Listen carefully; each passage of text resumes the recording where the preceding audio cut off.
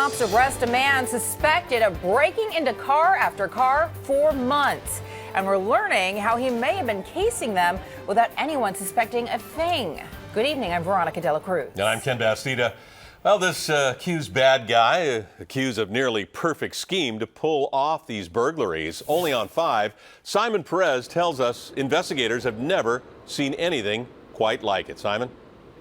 Ken, we're here in a parking lot on the Embarcadero where tourists will leave their cars unattended for hours at a time, which means stuff like this that's left in the back seat can be a tempting target for car burglars. Well, last night, police arrested a man for breaking into a car right here in this lot. But what makes this case a little bit different is that he was pretending to be an Uber driver, slowing down not to pick up fares, but instead to try to target the cars he wanted to break into. This is how it all ended, with an arrest on Broadway around 9 last night.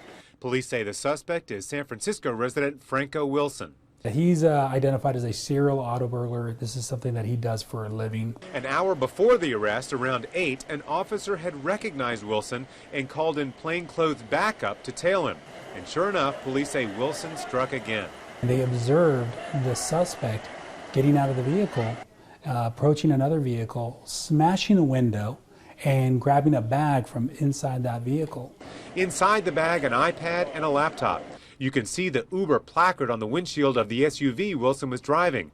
Uber tells KPIX5 Wilson is not a registered driver with the company, meaning the whole pick-up customers routine was a ruse. When you have an Uber logo, for example, then people tend to look at that and they assume that you're slowing down to stop to pick up a fare. That gives the suspect ample time to case a vehicle out and to decide whether or not they're going to target that vehicle. It's a perfect cover-up in a way.